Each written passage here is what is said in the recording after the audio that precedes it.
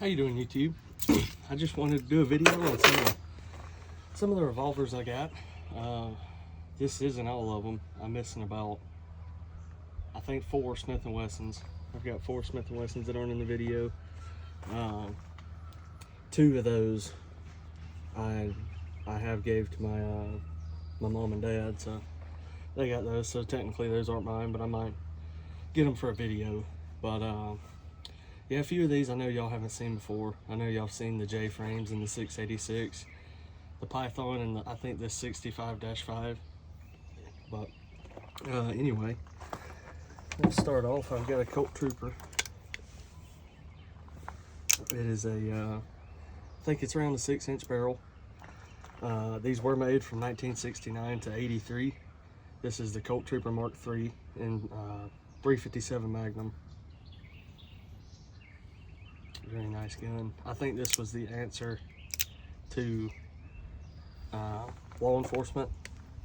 They had the Pythons, and some departments couldn't afford Pythons, so I'm sure a few of them bought these. I don't know how many departments carried them. It's kind of hard to find that information on what all they used to carry. I know in my state they carried the model 65-3. and I have one of those right here.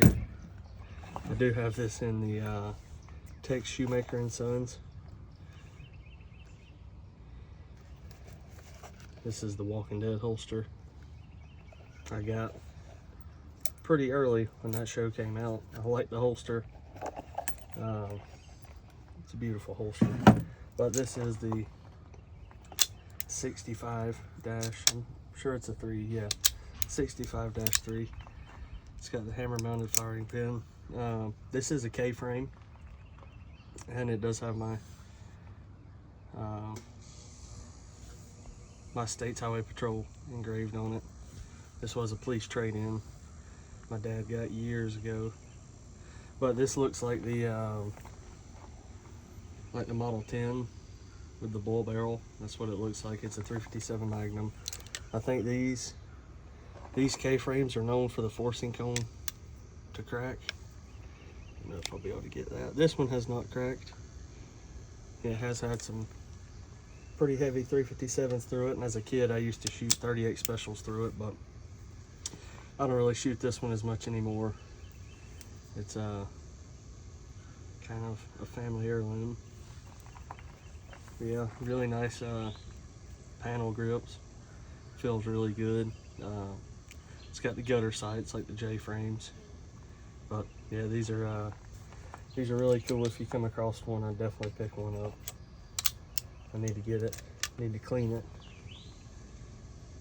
It's been shot so much that's probably not going to come off. I'm sure there's a way to get it off. But so next, this is another 65.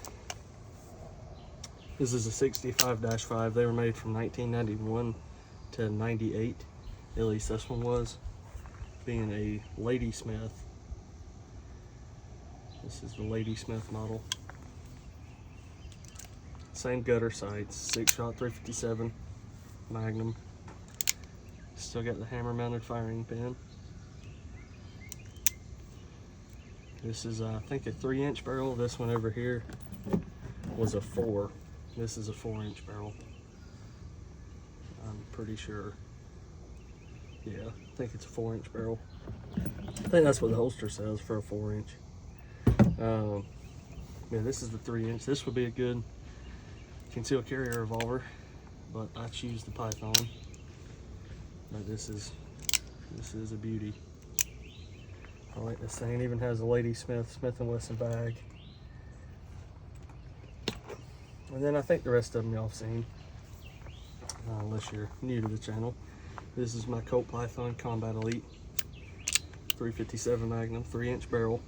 It did come with the Altamont boot grips. I did take those off. I think these are more comfortable. Those were a little slippery, but I did get the ones with the gold medallion. Kind of matches my Trooper here. Those gold medallions, both sides.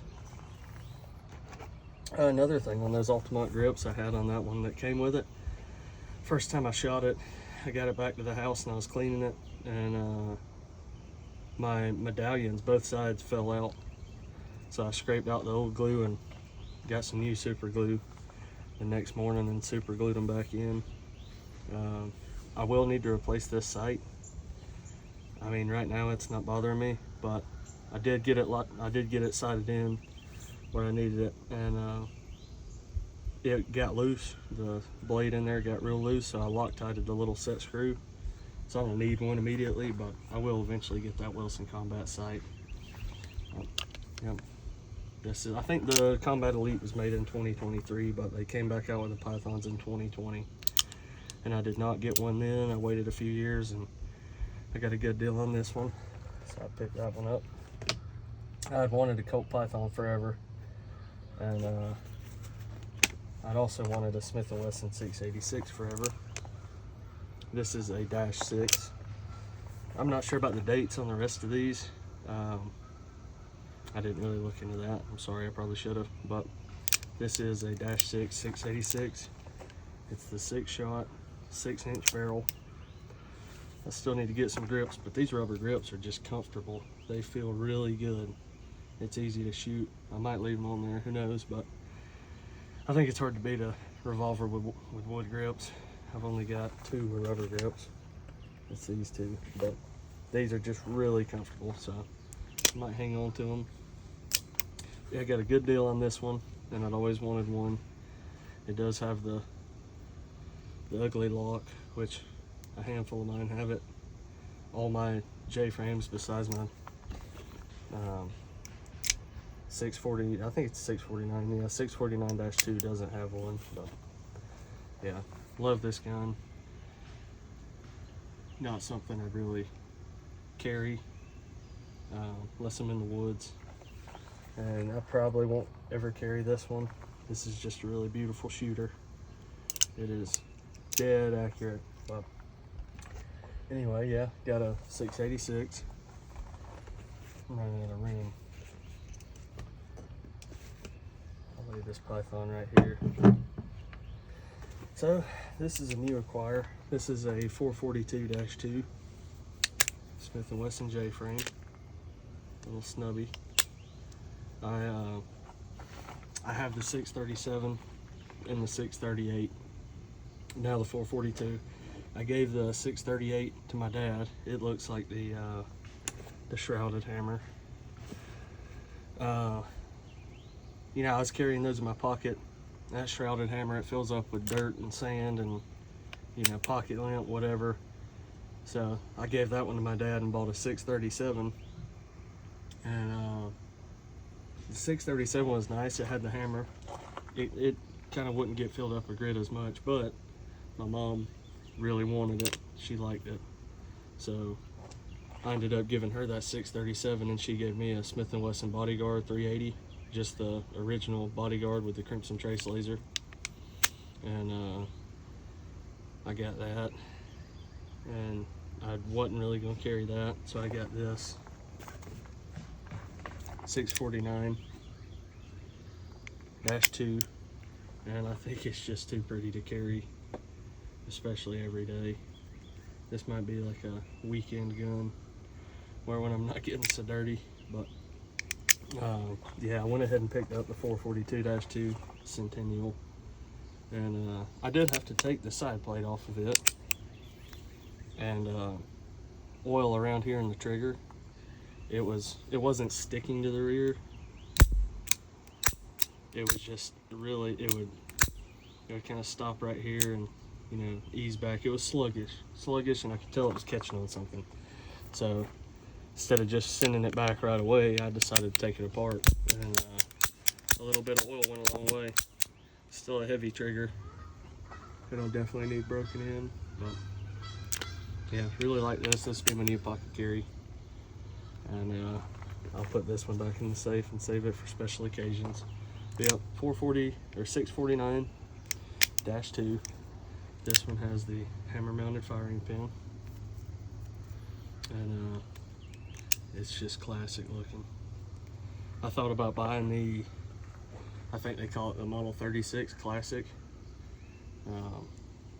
I mean, it looks like this, but it's blued, and it has the like the 637 hammer, and I think it's all steel, just like this one. Yeah, that was really nice, and I think they wanted around 800 bucks for it. So I was like, nah, I got this one for, I think, right at 500, brand new. I didn't want to spend that much on something I'm going to carry in my pocket, and it's going to get beat up at work and whatnot. So yeah, so anyway, this one will find its way back to the safe, and most of these will, except the Python. I know the Python's real pretty. It's hard to leave this gun at home. I've had a lot of autos on this channel, auto loaders, and I really like revolvers. I like auto loaders too. You know, I've got a handful of Glocks, a Colt, a Ruger 45, you know, some 22 auto loaders and stuff. But I just don't think you can beat a revolver. There's sometimes I'll carry my Glock you see over here, and I carried that one for a while, and I've carried Glocks for a while, but there's just something about a wheel gun, and if I feel like I'm going into a dangerous area or whatever, sometimes I'll carry the Glock with the 20 round mag or 19, whatever. You know, I'll carry this in my pocket and carry a 15 round mag. And, you know, it's nice having a light. I feel like if you can have a light, put it on there and carry it if it don't affect you. But carrying revolvers, you've got no choice sometimes. You got to carry a handheld light, which, you know, it is what it is, whatever. But yeah, I'm a big revolver guy. I hope to get a few more.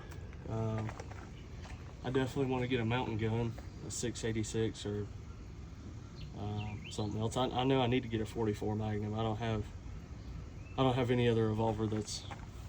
I've got a Ruger Blackhawk single action. That's a 45 Colt. But other than that, all my revolvers are 357 Magnum or 38 Special. I'd like to get a 44 Magnum. Maybe the Colt Kodiak or Anaconda. Might get one of those soon. We'll see. I want so many of them. I'd love to have a Smith & Wesson Model 27. I think that's the end frame 357. Just a lot of classic guns I'd like to get in my collection. But yeah, anyway, y'all leave a like, some comments, give me a subscribe. I appreciate y'all watching. Thank y'all for looking at these pretty guns with me. Y'all have a great day.